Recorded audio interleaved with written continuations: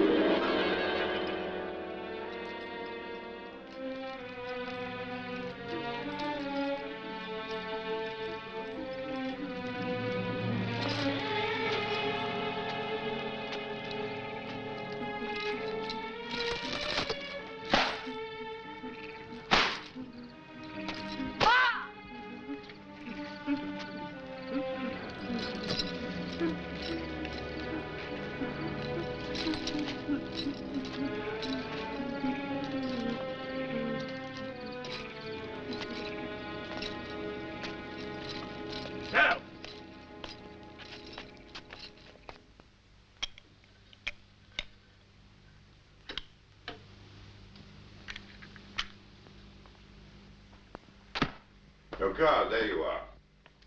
Come here. Are you sure General Lubeck said he would be here at 9 o'clock? Yes, Doctor?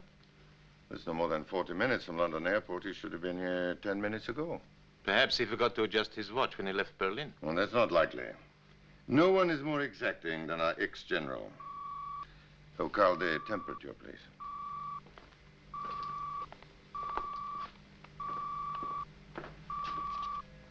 19.5, Doctor. Miller is still frozen solid.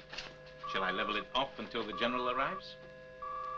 When an organism starts to defrost, it cannot be refrozen without destroying the cells. You know that. But Miller has been frozen for over 20 years, ever since the war ended. 2010, 1 year. The principle governing the decomposition of an organism still applies. You ought to know that by now. 21.9, rising rapidly. You better prepare the contacts.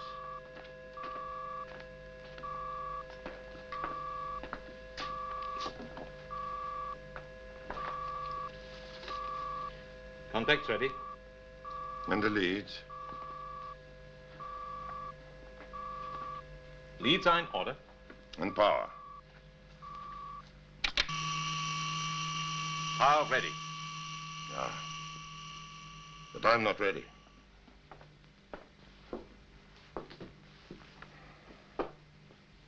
I can't understand this sudden request of Lubeck to see us revive one of the frozen bodies. I'm afraid at best Miller will turn out like one of those 7 failures. You call Joseph a failure? Well, it's certainly not a success.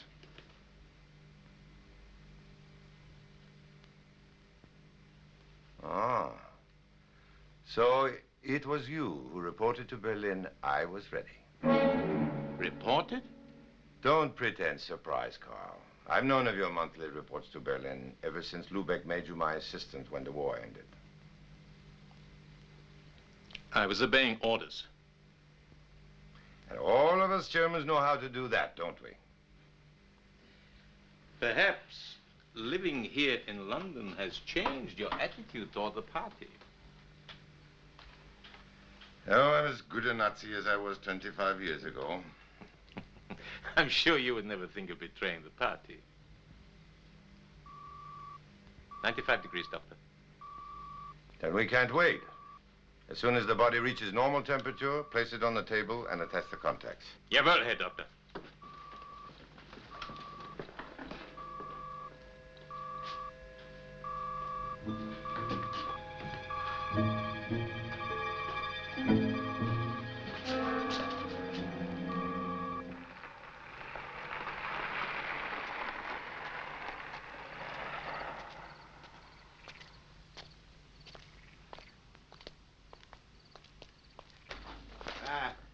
Chilly English weather. Dr. Norberg has certainly found a suitable place for his experiments.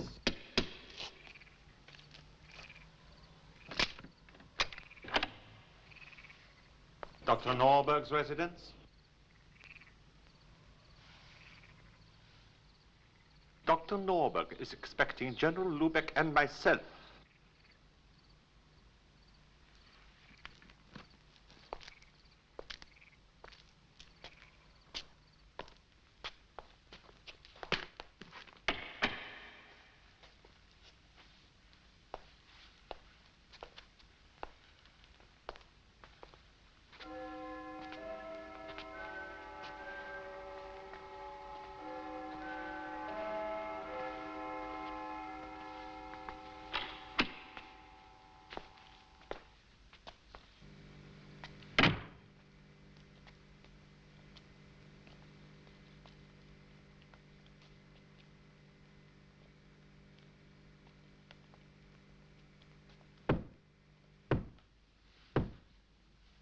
Yes.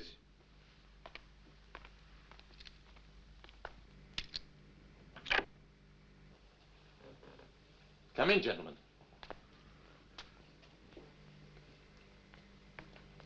How nice to see you, Herr Doctor, after all these years. I'm happy to see you, General. Herr Dr. Norbert, Herr Tirpitz. How do you do? Well, this is Carl Essen, my assistant. Herr Tirpitz, General Lubeck. Dr. Norberg, the band is too loose. Come. That's fine. I believe we are ready. In a moment. Start the power.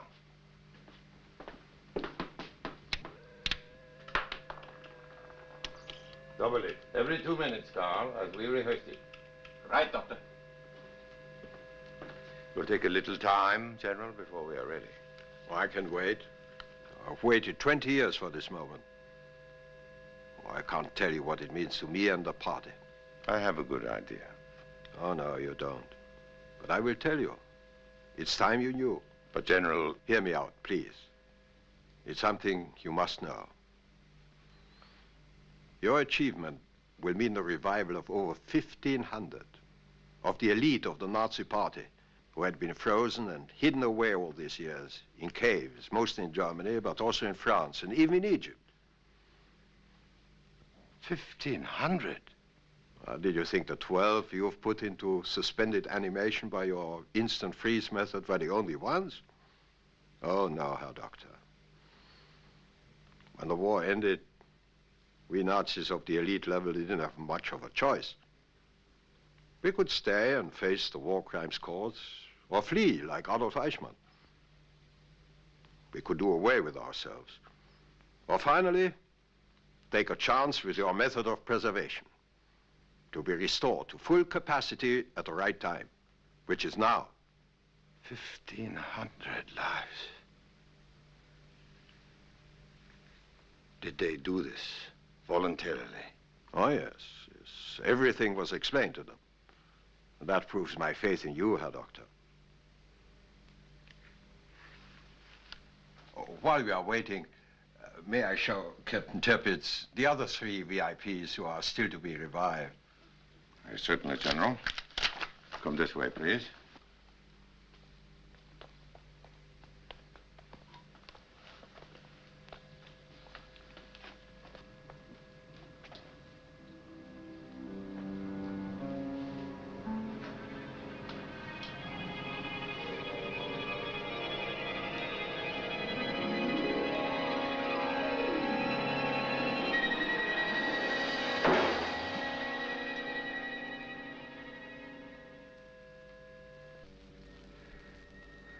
Look at them.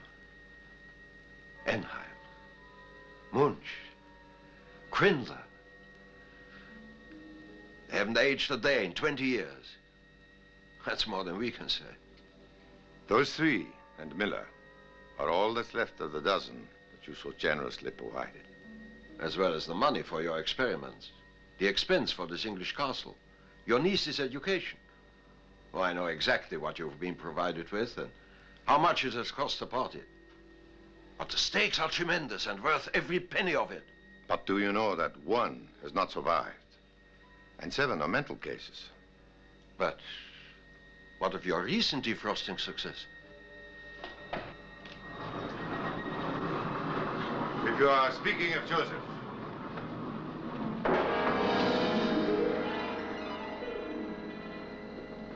Judge for yourself.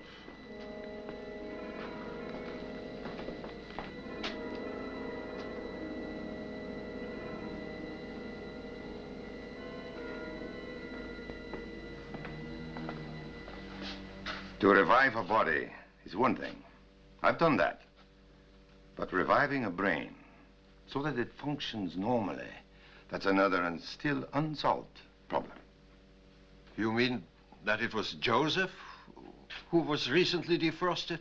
Yes. Well, he was frozen accidentally. Joseph was trapped in the freezer for 12 hours. I discovered him and I revived him physically, but I failed to restore his mind. It functions on a subnormal level. And that is my great success to date. But Essen reported... Yes, Essen reported. But Essen is not a scientist nor a doctor. Essen's report is premature and incorrect. Are you saying that you have not restored anyone ever to normality? Precisely. But I will, with time. But there is no more time. We need our leaders now, immediately.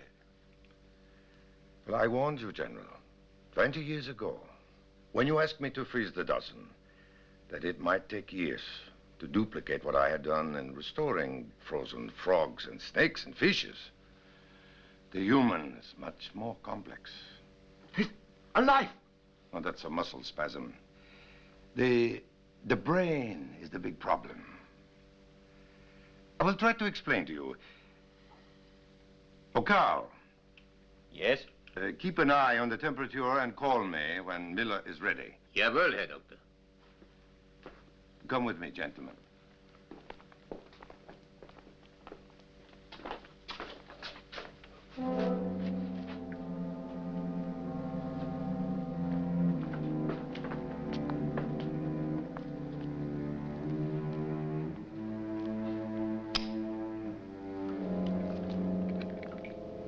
Come in, gentlemen.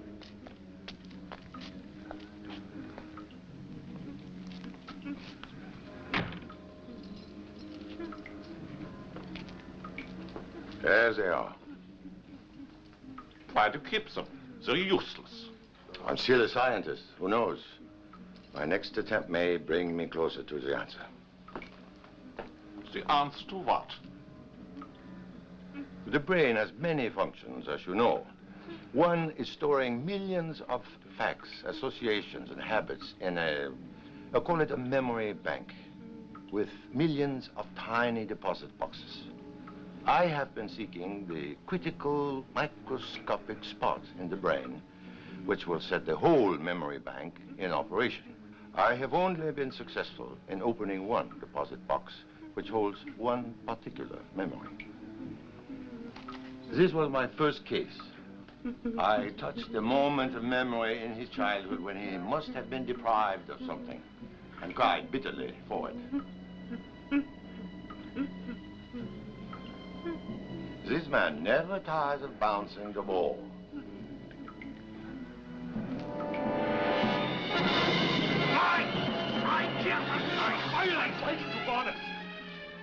He's chained. This is your brother, isn't it, Herr Doctor? Yes. Incredible how young he looks. I remember him when he was Himmler's own doctor. Always so proper and correct. And now he is quite violent.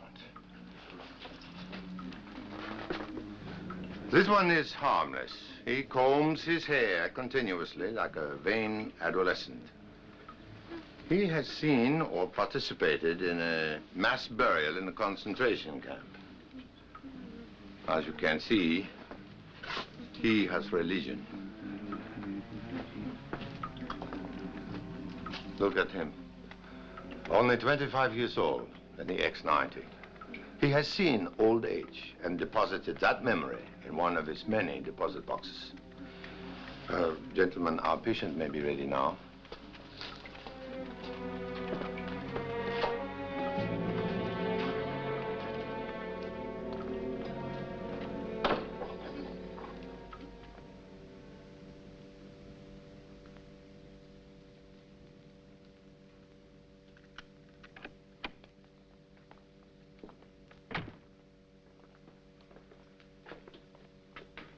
He's breathing. Is everything ready? Yes. What is his temperature? 98.4. His pulse? 68. His blood pressure? 120/80. Good. Just relax, gentlemen. His mind now is a complete blank. Turn on the power, Carl.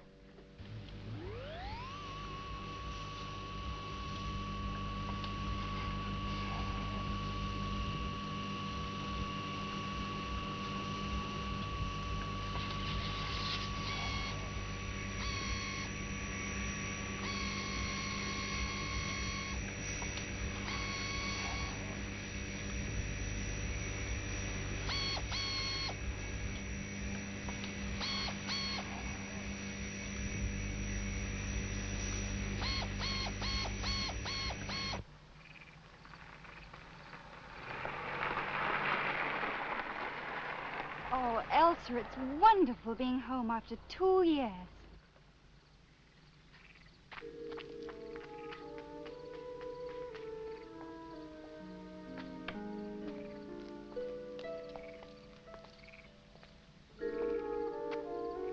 Wait until you see the look of surprise on Uncle's face when he sees me. He thinks I won't be finished with school until next week. I wish you told him about me. Don't be silly. Any friend of mine's perfectly welcome. You'll love him.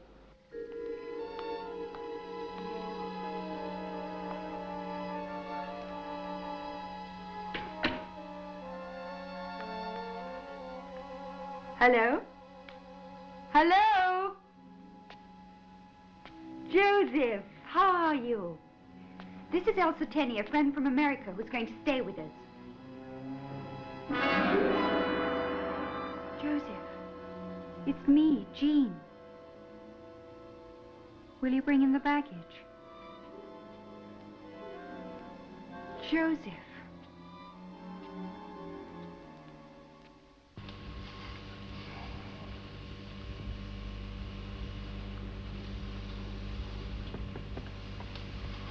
See who that is, Carl.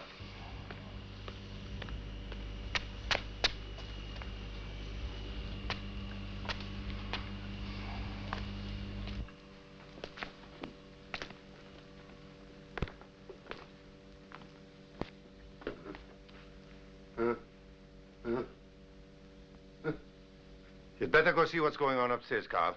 Yes, sir. Herr Essen will go with you, Joseph.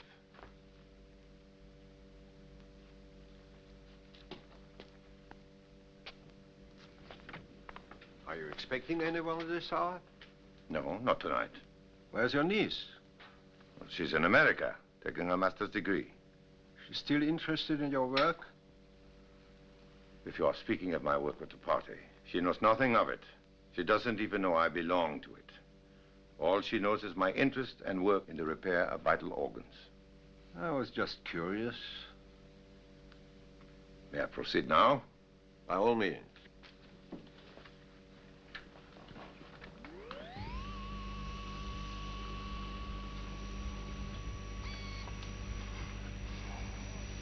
I will reach the membrane momentarily. Soon we'll know.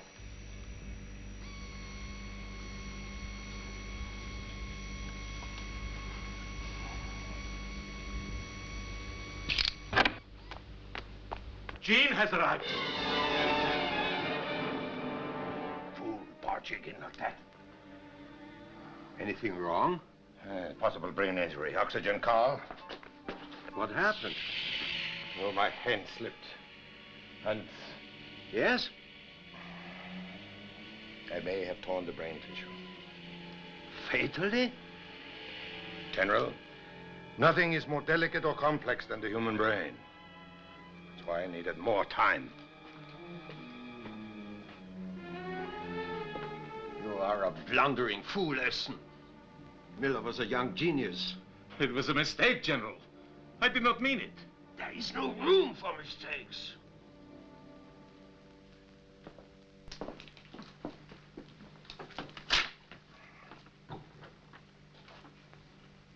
Carl. You know that my niece had orders never to come down to my laboratory. She had not been home in over a year. She was so eager to see you. I felt she may have forgotten. Never. She knows nothing of my work. And just what does she know? I told you. Only what the medical profession knows. That I'm a surgeon who is able to freeze vital organs which are morbid, operate on them, and repair them. That is all. It's a wonderful cover you have established, Doctor. Thank you. What about Miller? I'm afraid Miller is gone. Just like that? Just like that. Miller is better off that way since those we just saw.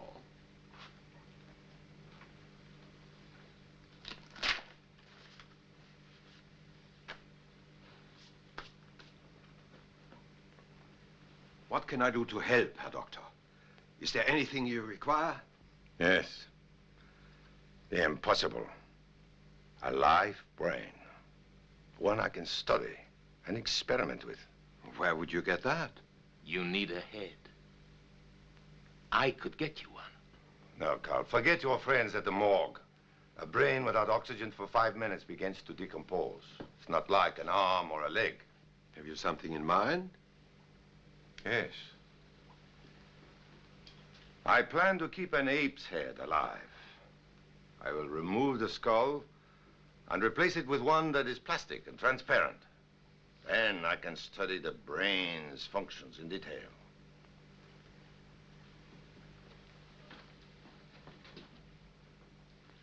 Perhaps I will find my answers there. And I have invited the American doctor, Ted Roberts, to visit me here. He's arriving tomorrow. Roberts. Isn't that the young scientist who recently duplicated the Russian feat of severing a dog's head from its body and keeping it alive? Yes. His knowledge and experience would save me a great deal of time.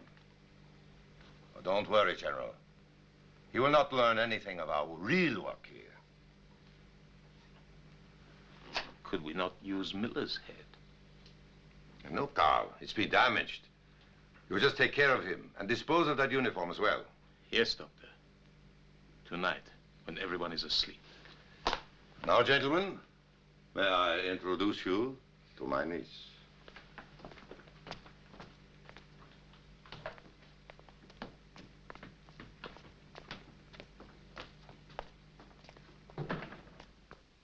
Well, General, you have plenty of room here.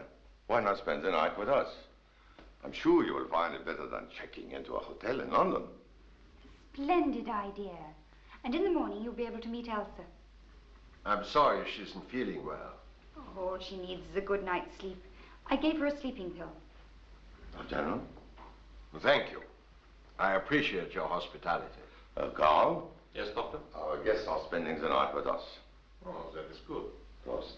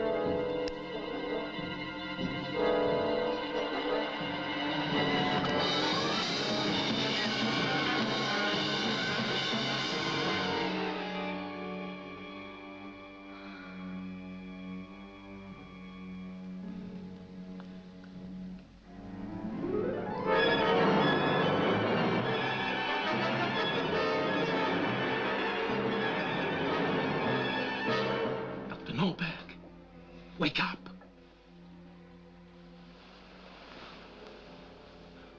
Quickly, Doctor, you must come with me. What is it, Carl? An emergency in your lab. An accident? Yes. Please hurry. We only have 4 minutes left. 4 minutes? 4 minutes for what? I will tell you later. Hurry.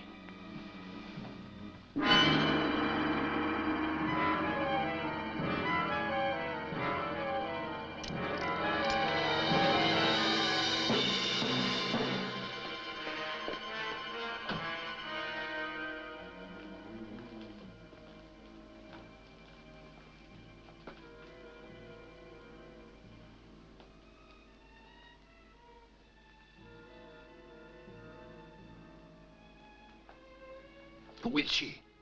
And what is he doing here free? She is a friend of Jean's. I heard a noise and came down just as he finished strangling her. Doctor, there is your live head. You only have about 2 or 3 minutes left. Oh, this is impossible, Carl. This is murder. It has to be reported. Would you want the police snooping around? Time is slipping by, Herr Doctor. Soon her brain will deteriorate. I can't. What do you think General Lubeck would say if he knew you had this opportunity and rejected it?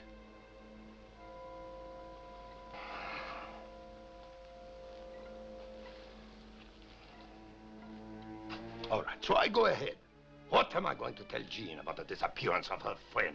Tell her that her friend did not like the place. That she left a note saying she would leave here by the 6 o'clock train in the morning. Well? Chain him up. And I will need your help, Carl. Hurry.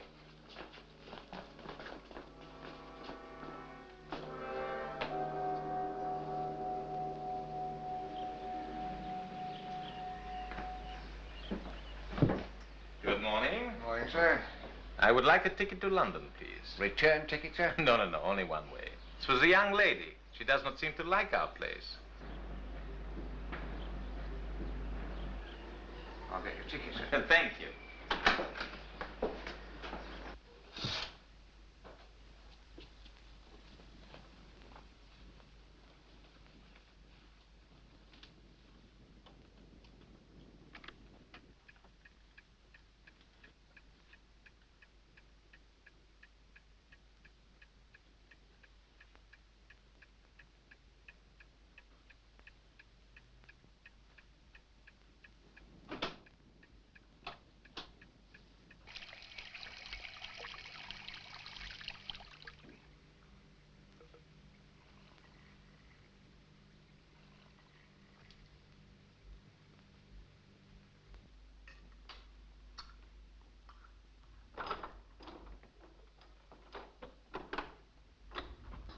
Have you seen my uncle? Good morning, Miss Norberg. Isn't he upstairs? No. Joseph, where's Dr. Norberg? The Paratari? I must see him. No. No. He said he'd join us for breakfast. Won't you sit down, Miss Norberg? No, thank you.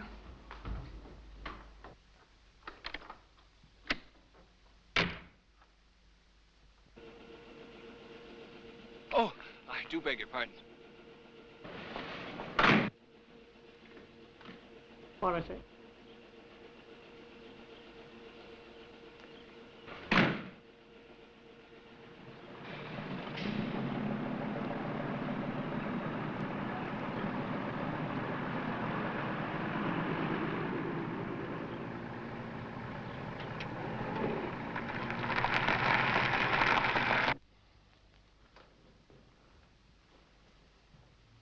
No, thank you, Joseph.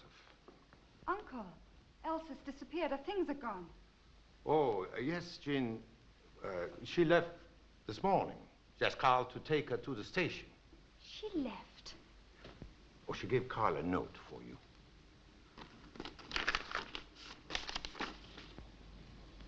She says she's catching the 6 o'clock train and will call me from London. Why should she suddenly go to London? I don't understand it. Why don't you wait for her to call? I'm sure she will explain it all to you.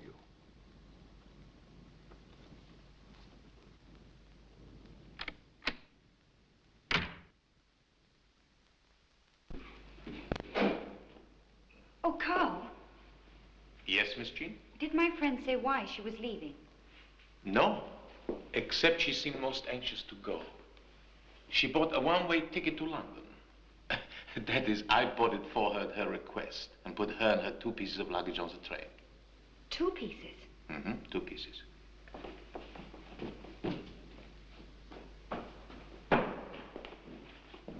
She is onto something. Nonsense, Carl. Naturally, she is upset, of course. Doctor, we must not let her find out about anything.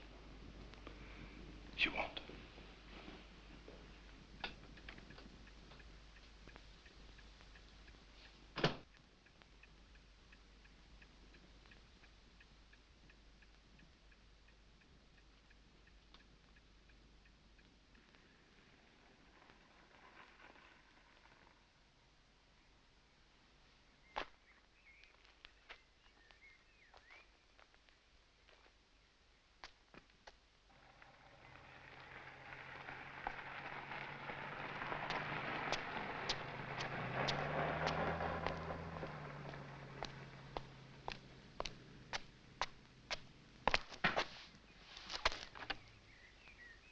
Good morning. I'm Dr. Roberts. Ah, yes. Dr. Norberg expects you. I'm Carl Essen, his assistant. Come in, please. Thank you.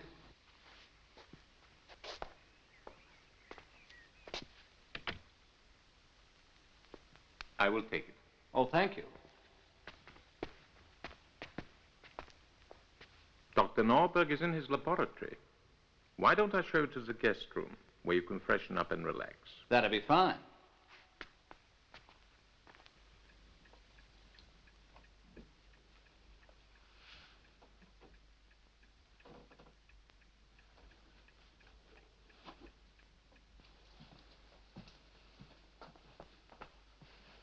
In here.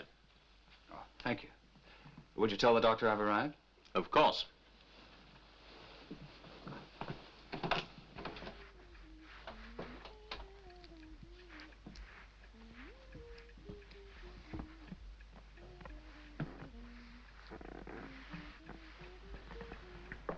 Can I help you?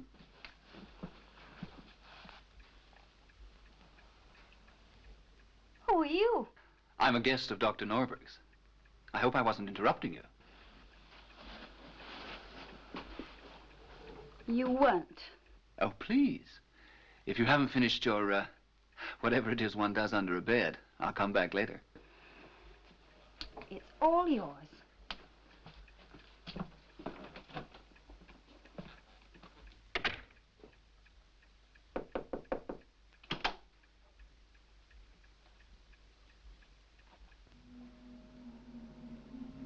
Still functioning.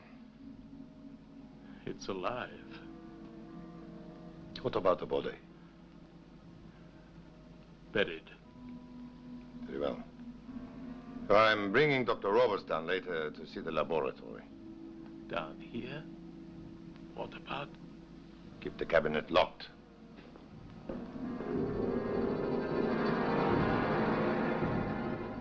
If it weren't for your brilliant papers on the subject of keeping vital organs alive, I don't think I would have been able to take my first steps in that direction. There is no reason to be so modest, Dr. Roberts. Oh, by the way, my niece asked you to excuse her. She will not be down for dinner tonight. Oh, I hope I didn't offend her. No. She is unduly upset by a girlfriend of hers who departed suddenly for London this morning. It's nothing important. Would you like to see my laboratory before dinner? I would indeed.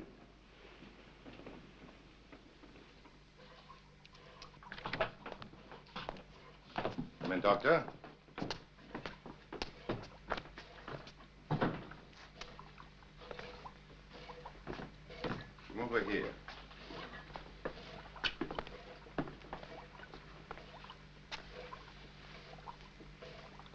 These organs have been alive for over a year. The heart receives nourishment through this tube, which carries oxygen, glucose, and whole blood. The waste matter comes out through here, this tube. The same process applies to the liver and the kidney. That's good. But these organs are small in comparison to what you have been working with, Doctor. To keep a head alive for a long period. That's what I call a real achievement. As I told you, it was simple once you pointed the way. I have something very interesting to show you. Come over here. Carl, please. But, Doctor... The curtain, Carl.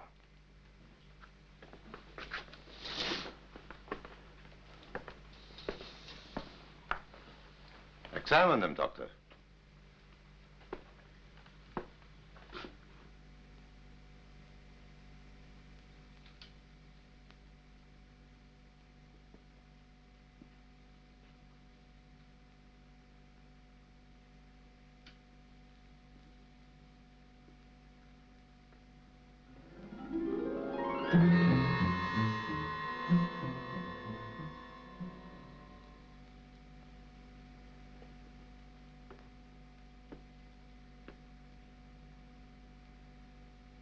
The pulse is normal.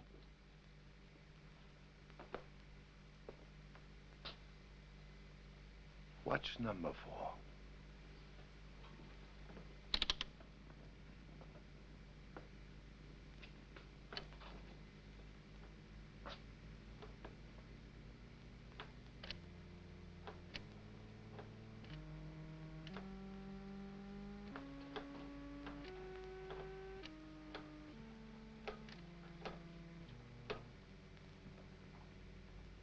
That's amazing. You see, just as the brain sends impulses to its arms and fingers, I send electrical impulses to the same muscles in the arm. And they respond just as if the brain had dictated the movements to them. It's very interesting. You've not written anything about this, have you, Doctor? No, I prefer to keep it a secret for the present. I have another theory I would like to explore first. We will discuss the possibilities further at dinner.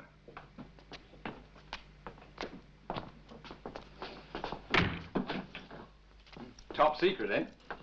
No, just an old habit. No one comes down here but Carl. I suppose I really do it to keep my niece out. I never discuss my work with her, or even in her presence. I understand. It's top secret with me, too.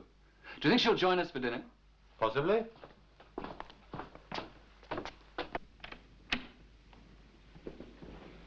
Well, gee. Uncle, look at this. What is it? It's a button. I found it upstairs under Elsa's... Oh. Oh, Dr. Roberts, this is my niece, Jean Norberg. Yes, I've had the pleasure of meeting Miss Norberg. Uncle, this is very important. Your pardon? Yes, the button. It's a button off Elsa's suit. She wouldn't just leave it anywhere. Jean, you are bent on making a big case out of her innocent departure, aren't you? Couldn't she have lost this button from her suit and not realized it? Oh, possibly she was in a big hurry to catch the early morning train to London and didn't want to make a big to-do about it. After all, there is her note and Carl's statement. What more do you want? Excuse me. May I see that button? Certainly. Did your friend have 3 buttons like this on a floppy hat? Why, yes. Well, I bumped into her as I was getting off the train. She seemed to be in an awful hurry to get on board. Was she carrying any baggage? I'm not sure. Well, Jean, I'm sorry.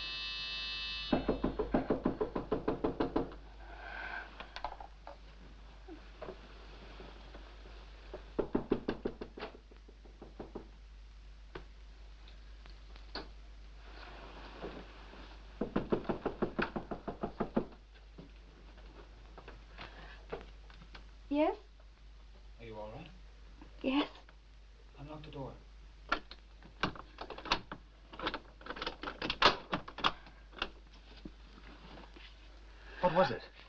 A nightmare?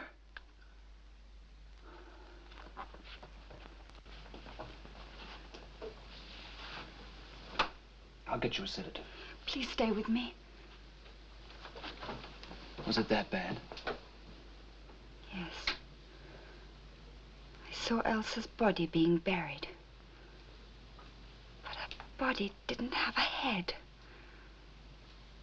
Then there was a flash of her head separated from her body in some kind of a dark cave. She seemed as if she was trying to speak to me. But no sound came from her lips. I guess that must have been when I screamed. I'm sorry. That's all right. Don't apologize. We all have our dreams. Sometimes they're quite beautiful. I'd appreciate that sedative. There's one there on the dresser.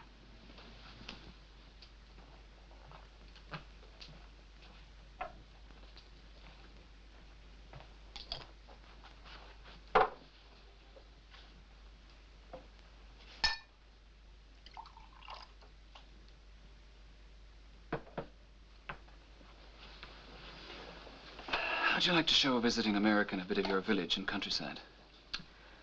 I won't be much company, I'm afraid. You still worried about your friend? Suppose that you felt that deep inside of you that something was wrong. That despite the contrary evidence, you were still possessed by this feeling. What would you do? I think I'd go and check it out. I'd go talk to the ticket collector to see if he remembered her leaving. But in order to do so, I'd first accept an invitation to see the village. All right, then. We'll go to the village tomorrow morning. An excellent idea. Good night, Dr. Roberts.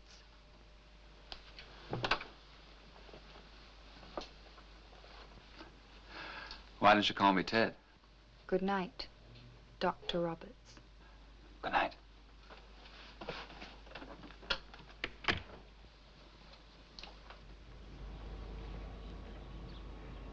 That's right. She was standing right there with her back towards me, waiting for the train. So you never once got a glimpse of her face? That's right, Miss Norberg. I wish I could be more helpful. Well, thanks anyway, Mr. Bailey. Even if you had a photograph of your friend, it wouldn't have been much use. Mr. Bailey didn't see her face. Look, Elsa's baggage. Stop him. Stop that man in grey.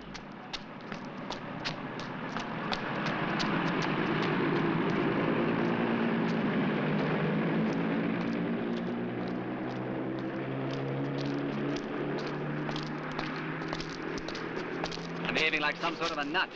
You tell me to run and off I go. Even if those were your friend's valises, what was I supposed to do about it? Grab them and run off with them? They were hers. I'd know them any place. Of course, there are none like hers. You've never believed a word I've said. Why should you now? I've got to find out who that man is. What's it? Mr. Bailey? Yes, miss? The man in grey who just caught the train to London. Do you know who he is? Oh, I've only had a few passengers today. Oh, you mean Smith? Ah, Smith. Spelled S-M-I-T-H. With his thick German accent, you'd think it would be Schmidt. Do you know where he lives? Oh, somewhere around here, I should imagine. Thank you, Mr. Bailey. Glad to be of help, Miss Norberg. Give my regards to your uncle.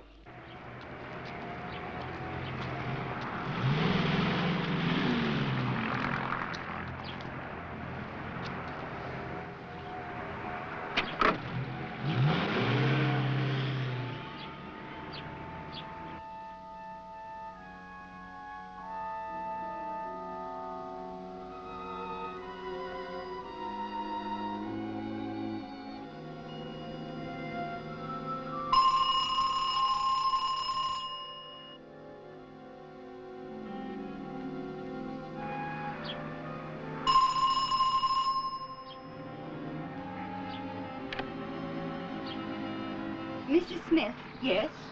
May I speak to you for a moment, please?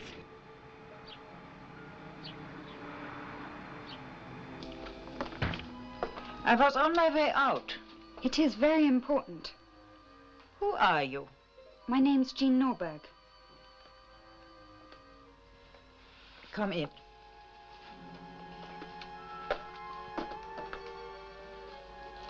I'll only stay a moment.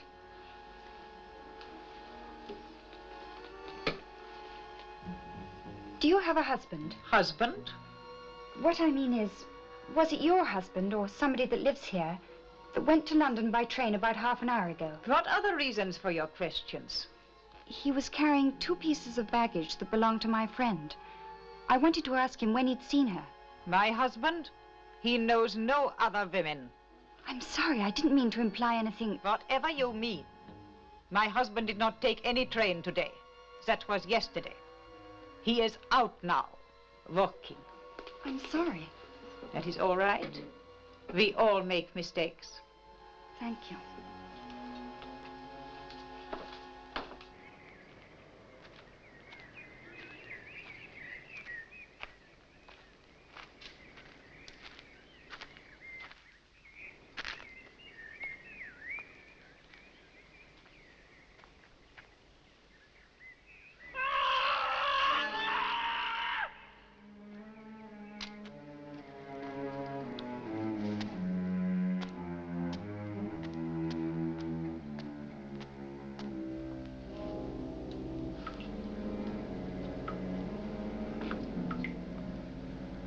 Oh, Carl.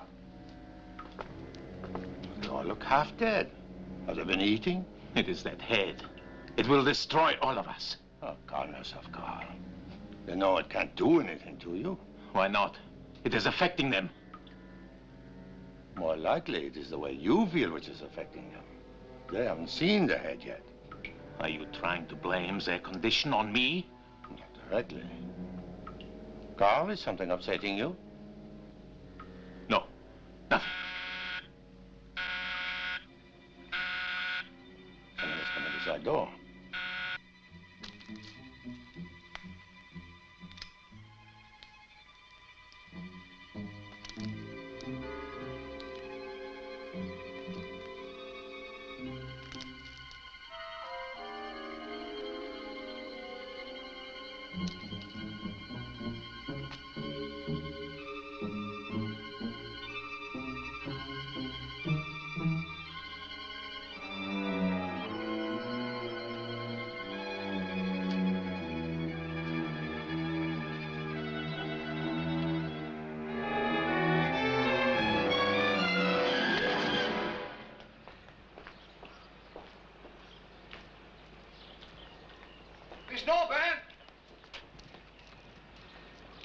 I've seen you.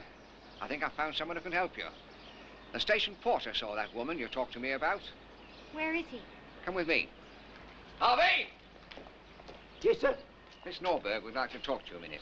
Would you excuse me, Miss Norberg? I've left the place unattended. Thank you very much indeed, Mr. Bailey.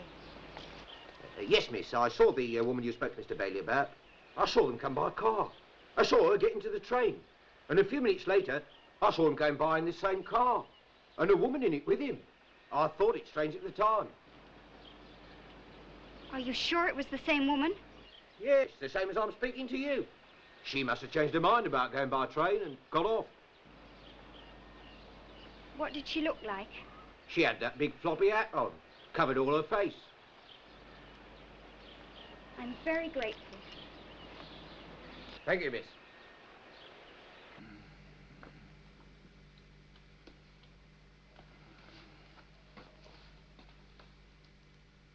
Carl, you could have killed him.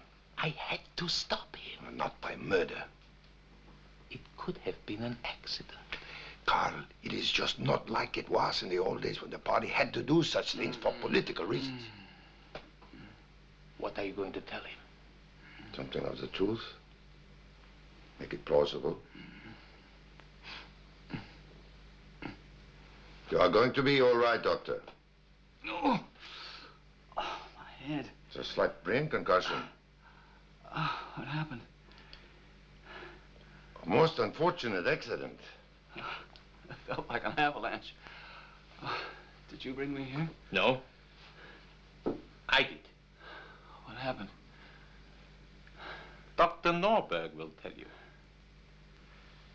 Dr. Roberts, my brother is, he's mentally ill. He is sometimes violent. He has been this way ever since his experiences in a concentration camp. I brought him here with me 20 years ago, hoping to cure him. Jean's father? Yes, but she knows nothing about him. She thinks he is dead. My brother broke loose and he attacked you. It was lucky that I heard him. Yes. Yes, I understand.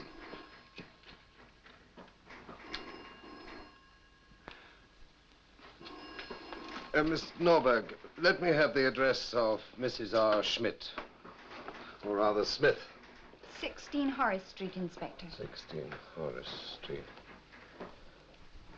Miss Norberg, you needn't fret about whether the story you've just told me is credible or not. It's my job to check everything out.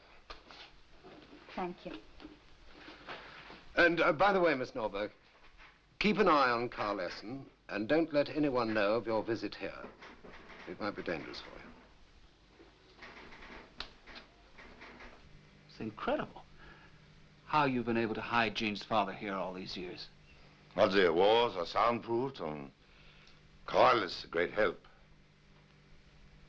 I really can't understand why he was so lax as to leave the door open. Sometimes my brother is very belligerent. Perhaps Carl has been working too hard these days. He's very tense, I can tell you. Yes. The whole house is, if you ask me. You mean Jean, too? Especially Jean. She's certain that her friend did not leave voluntarily. I'm afraid she may be right. What do you mean?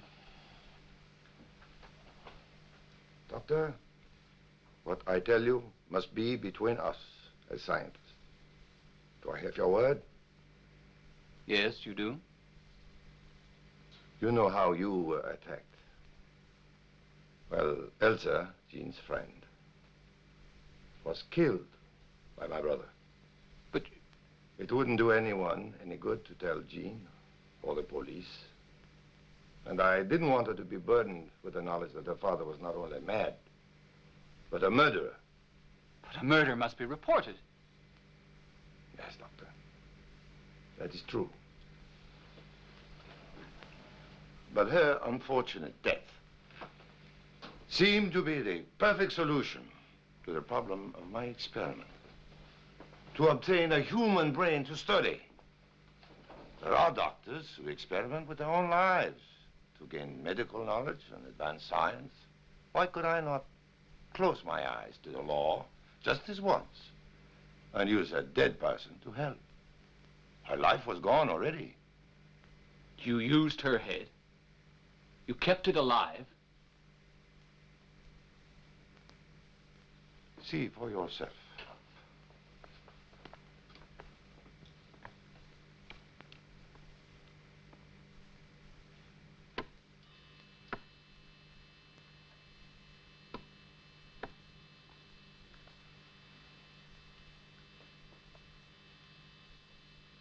If it were not for your papers, I never could have done this.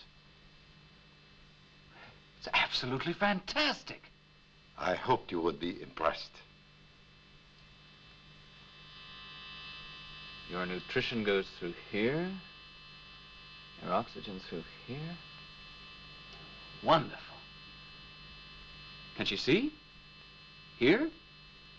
Talk? Think? React? As a doctor, you know that I do not have these answers yet. Perhaps we can find them together.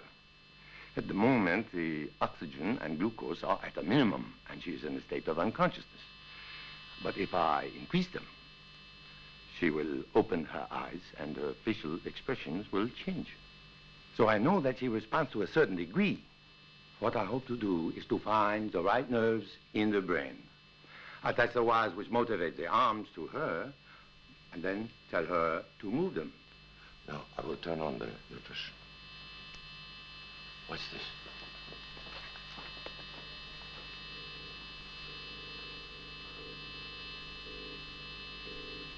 It's a great achievement, Dr. Norberg.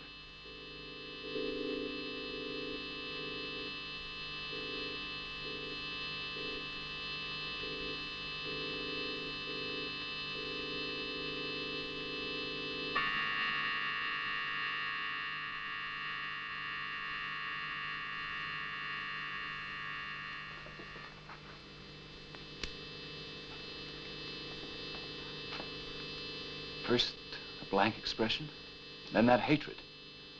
She certainly is alive. And you will assist me? Yes. With your promise that no one will hear of this, especially Jean.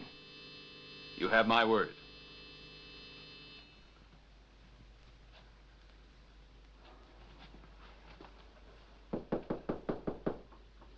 Yes?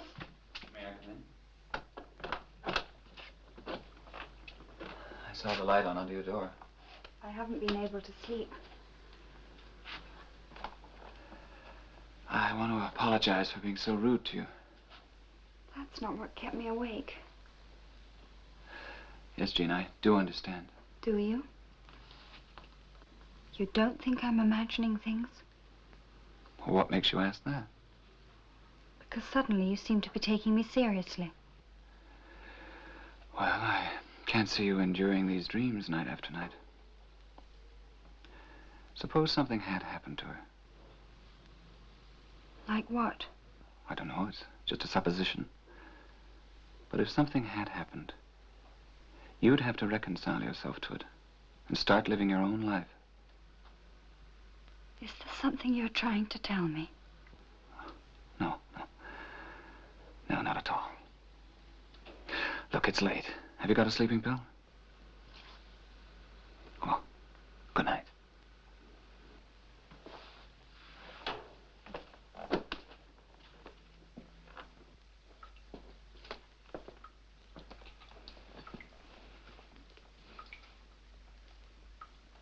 There's your ball.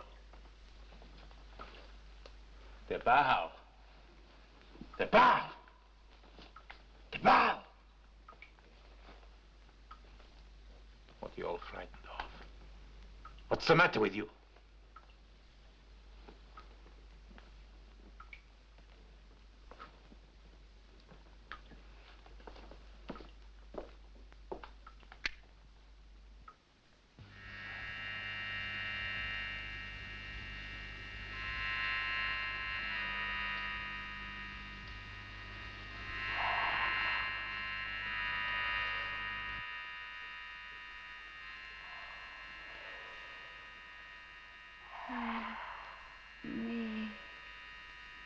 Help me.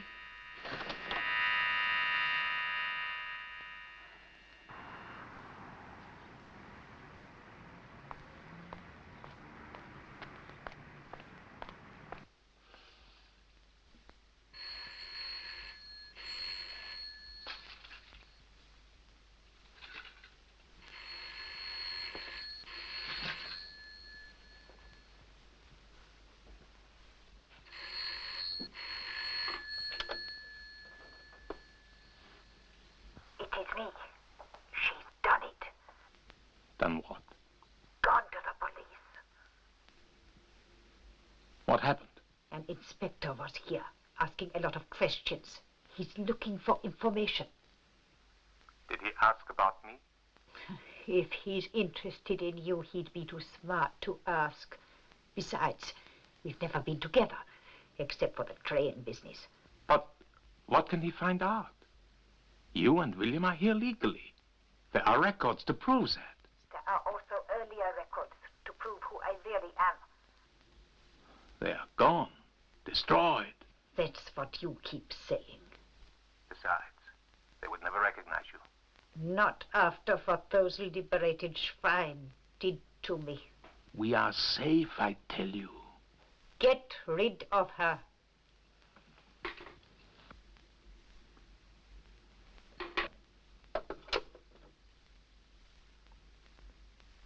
Your uncle's a brilliant man.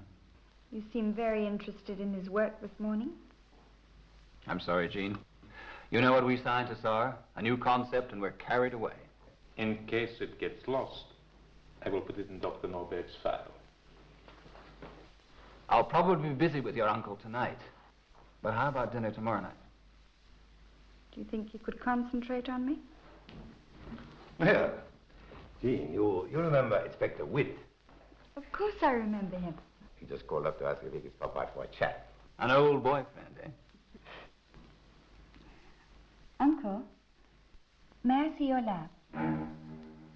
My lab? I'm surprised that you asked this. You have never shown an interest in it before. Oh, I'm sort of curious, I guess.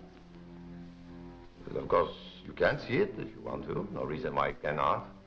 As soon as Dr. Roberts and I have completed an experiment we are working on. Thank you. Will you excuse us? Excuse me, Jean.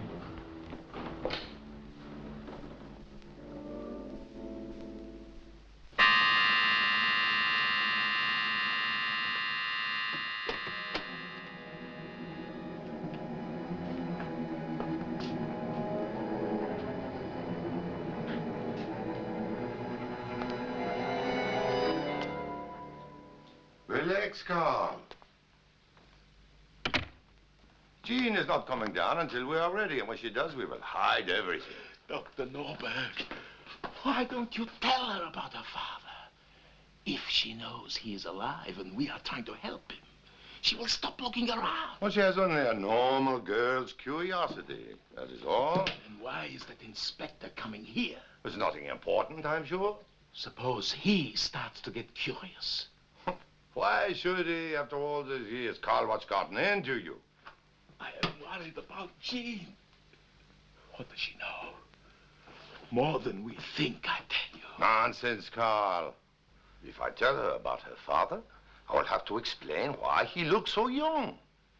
When I have mentioned the concentration camp, she has always understood I meant we were prisoners, not Nazi administrators. You should have told her the truth when she was a child. And have her live with guilt? No. Why should she? She is innocent. Oh, this is Dr. Roberts. Let him in, please. That head. I'm glad it cannot speak. Oh, come in, Dr. Roberts. Are you ready? Ready, Doctor? Oh, march out, please, Carl.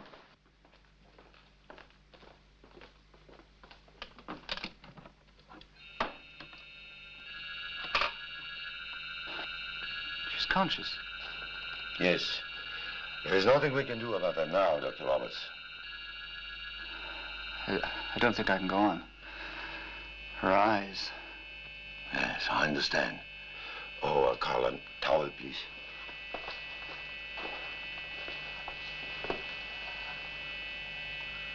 Perhaps Mr. Essen can give us a lead. Well, he has the afternoon off. He's been with you ever since you arrived from Germany, hasn't he? Yes. Any family? None that I know of, no. Would you ask him if he'd call in and see me tomorrow? I'll be glad to, Inspector. Well, thank you very much for your time and cooperation, Dr. Norberg. Always glad to be of assistance, Inspector. Thank you. Oh, by the way, do you know the Smith people in the village? They're Germans. No, I don't believe I ever heard of them. Do you think Carl Essen knows them? I'll be glad to ask him, Inspector. No, don't bother. I'll be chatting with him myself tomorrow. I enjoyed the tea. Goodbye, Inspector.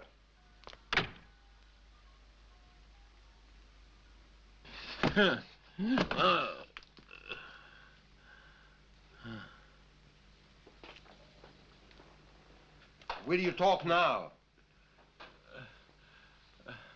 I've told you again and again.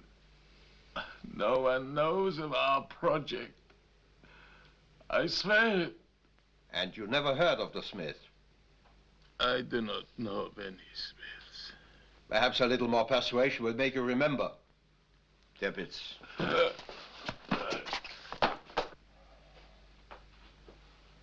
You would think the war was still on. It is. I just told you what I suspected the inspector had on his mind, not that I had any base for it. We cannot take any chances, Herr Doctor. You did the right thing. So, after my graduation, I went into research. Jean. Jean. Hmm? Oh, I'm sorry. Am I that dull? No. It's just that my mind seems to be constantly drawn to the laboratory. You'll see it soon. We're nearly finished our experiment. 。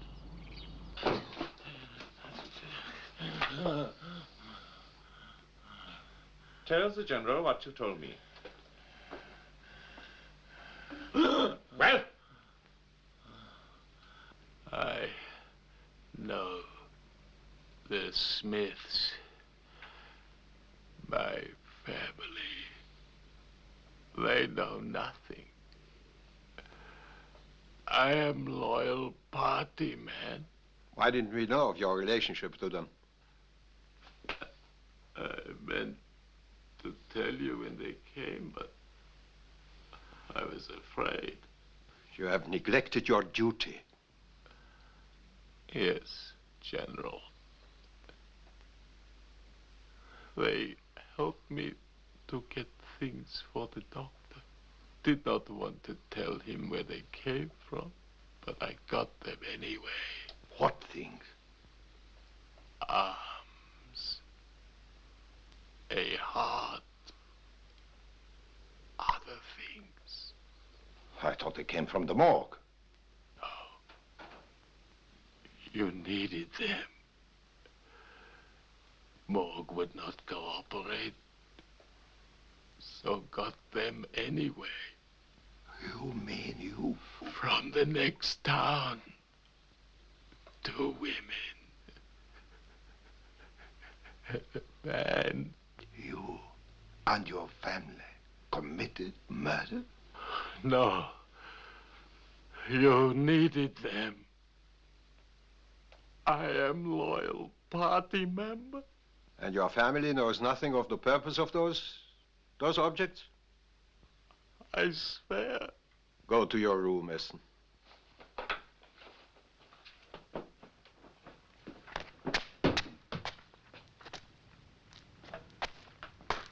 You think he's telling us the truth? Go see the Smith. Hurry.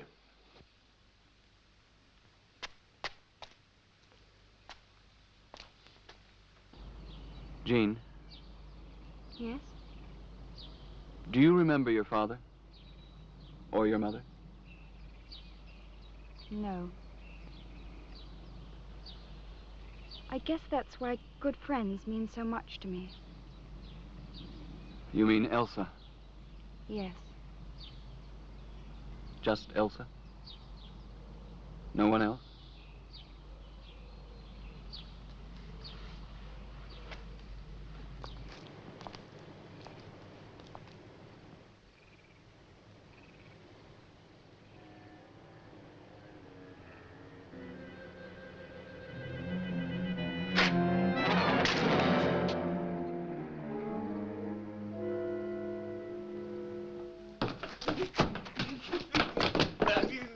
In his room. I found him upstairs. He tried to kill Dr. Roberts and Jean Norberg. Where is she? They're both all right. Just frightened. I'd better go to her. Wait. You heard she's all right? They think it was an accident. They do not know he pushed the flower pot off the window ledge. Oh, she may need me. Please, General. Wait, Herr Doctor. She knows too much. What do you mean? He's hysterical.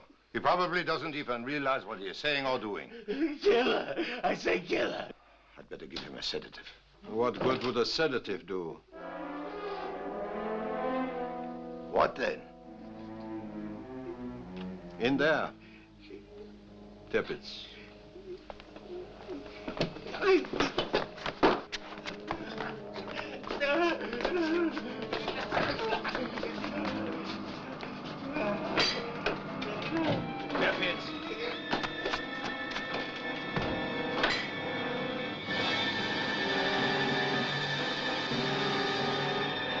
Lower the temperature.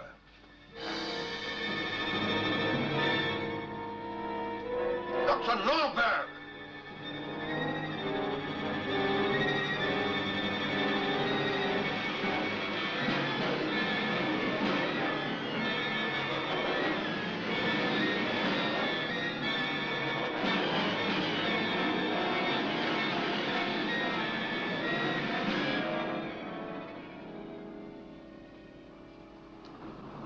Now we can proceed with your tests, Herr Doctor.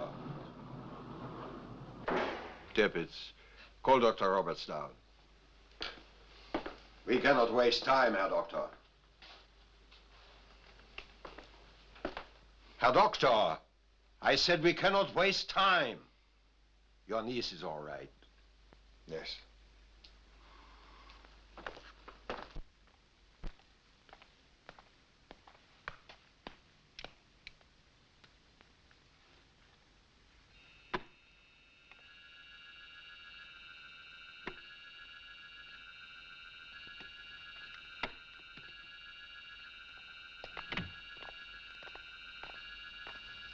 How is Jean? Frightened, but she'll be fine. Doctor, you ought to check those flower pots. They're dangerous. Yes, I will. Herr Doctor, you were waiting for Dr. Roberts. Oh, yes. Where's Carlson? He had to leave suddenly. That's strange. He was so anxious to be here for the test. Something urgent, he said. Shall we proceed? Yes. Are you ready, Doctor?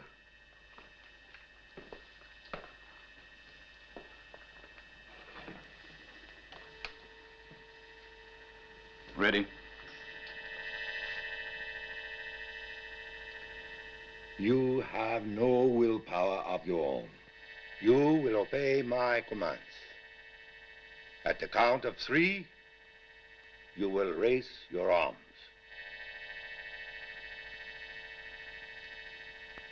1, 2,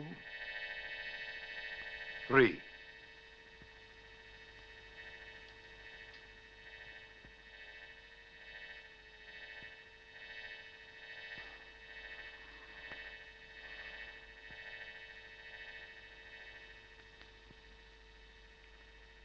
Did you check the connections carefully, Doctor? Yes, when we finish this afternoon. I'd like to see the chart myself. Check the connections. Well, don't you have it? No? Well, then I guess Essen has got it. Where does he file things? He doesn't. Nothing leaves this laboratory unless I take it. But I thought he said...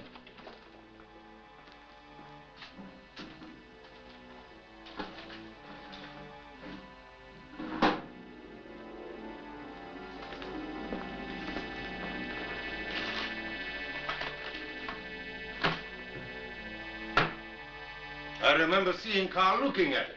Can't you call him? No. I'm afraid I can't. Herr Doctor, is it impossible that she just refuses to obey? She has no willpower of her own. I've never been convinced of that, Dr. Norbert. I tell you, she hasn't. I must point out, Doctor, with due respect to your work, that neither of us has seen any evidence of will or lack of willpower. I tell you, I know. I know! Yes, Doctor, yes. Don't humor me! No, Doctor, pull yourself together. No, you... Please excuse me. Herr Doctor, control yourself. Go to your niece. Yes. I'd better go to my niece.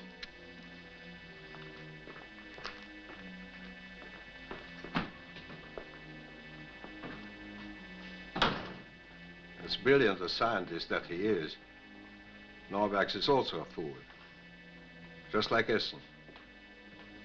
I wonder why Essen hid that chart. Yes. But why did he want to kill the girl and Dr. Roberts? He said she knew too much. Perhaps he was not as hysterical as Dr. Norberg suggested.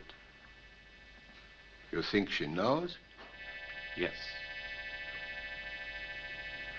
If she suspects or knows anything of our project, or what happened to her friend here, everything would go. 20 years' work.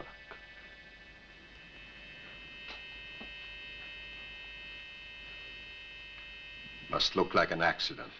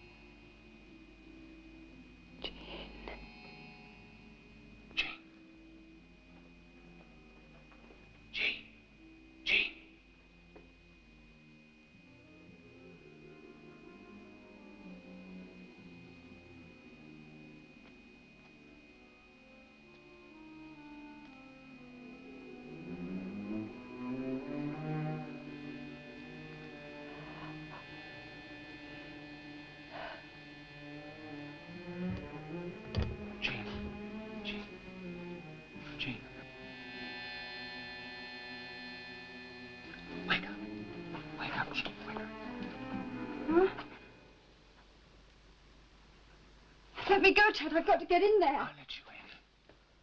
But first I must talk to you. I can't wait. Elsa needs me.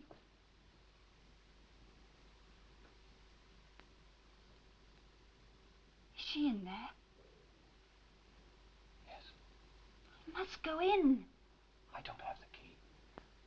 But if I don't prepare you for what you're likely to see, I can't be responsible for the consequences. I want to help you, Jean. Is she all right? I'll explain everything. But not here.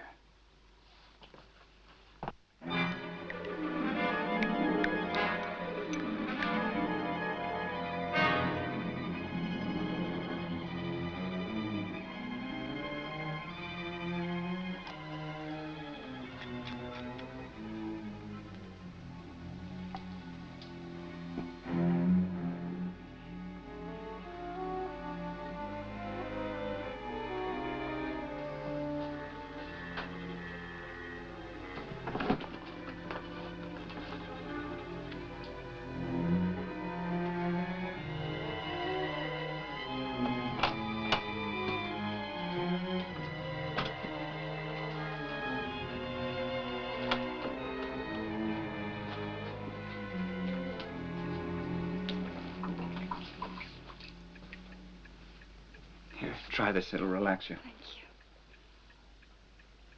Thank you. Water, please. Oh, there's none here. I'll go and get some for you.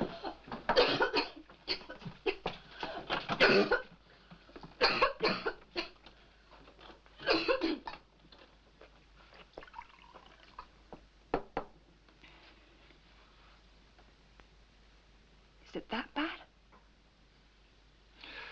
Yes, it is. And Jean, please don't ask any questions until you've heard it all.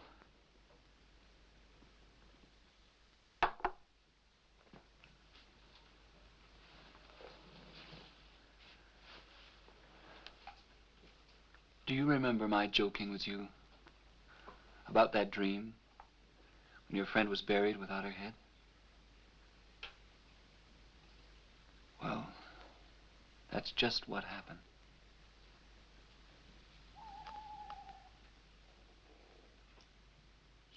Dead. But I feel she's alive. Please, Jean, I want to continue. The reason is quite obvious. Depression over her friend's sudden departure. Yes. But will Dr. Norberg and Dr. Roberts believe it? Norberg will convince himself that it is true. As for Roberts, that's up to him. Besides, if he calls in the police, how will he explain his part in that business of the severed head?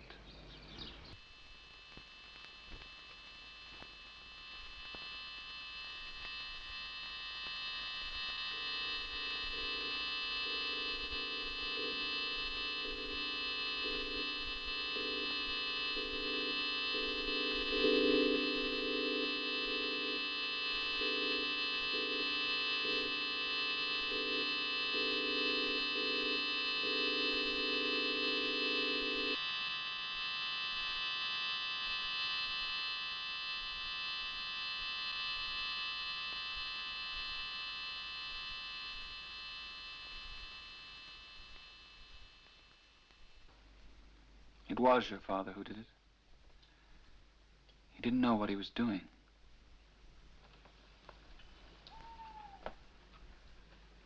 I don't know how to explain it. I just went along with your uncle's suggestion. She was dead. It couldn't hurt her.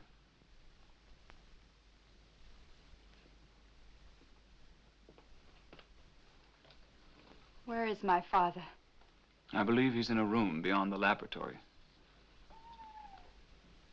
He's been there all those years. I don't believe it. Why didn't my uncle tell me? Perhaps to spare your feelings. I want to see my father. I must. He wouldn't know you, I'm sure. Besides, he's dangerous. Don't come near me. I'm trying to help you. Jean, I made a mistake. I know that. But I didn't create this whole situation.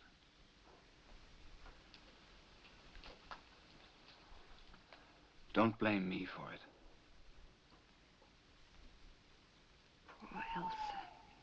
She wanted to leave. You're not to blame. No! What is it? I don't know. It was as though someone tore the glass out of my hand.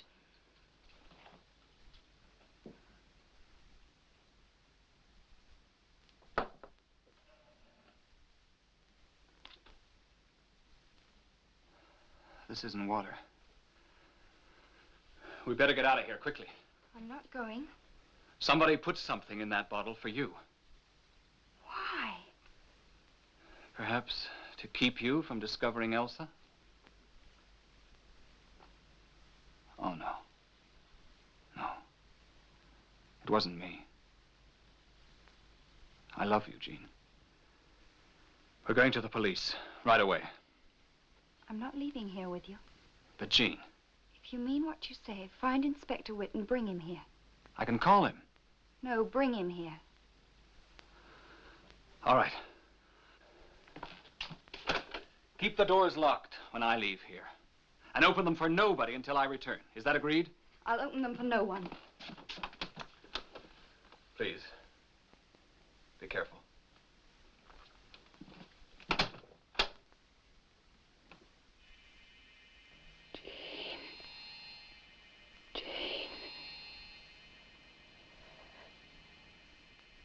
Jane.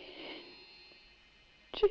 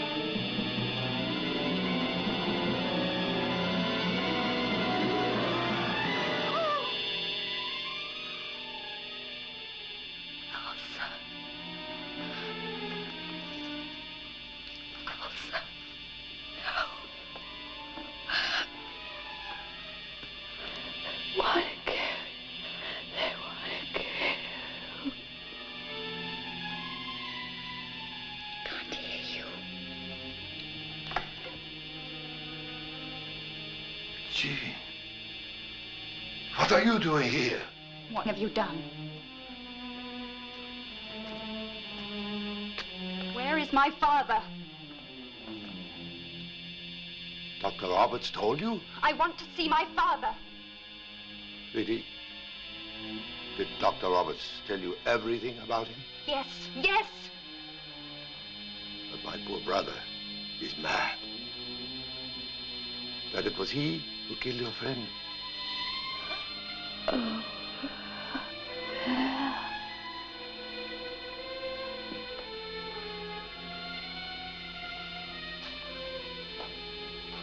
It wasn't my father. Who was it? Who? Your Essen saw it himself.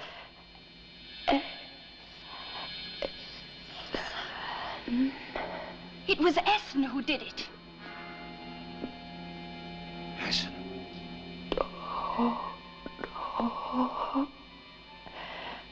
What is it, Elsa? What? Over there. Don't go any closer, Jean. Something behind this wall. Show it to her, Herr Doctor. Let her see it all. She knows nothing of that. She knows too much. Why not all?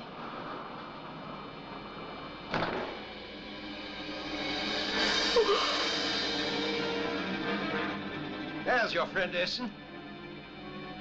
Has your uncle told you that he can unfreeze them?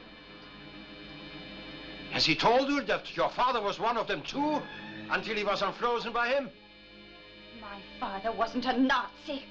Ask your uncle. You're lying. No, Jane. It's true. Mad. All of you. One of the ingredients of success, no? In our mad world. And now... No, General. Can't do that. I must. Step aside.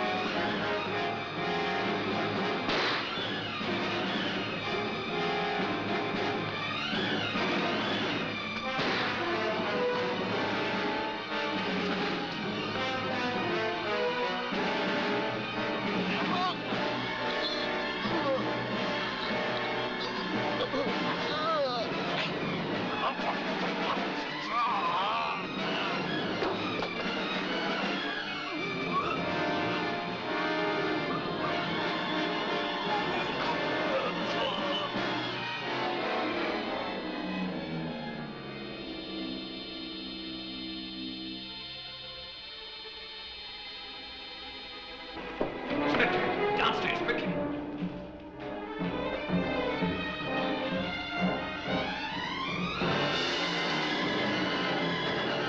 I want my father!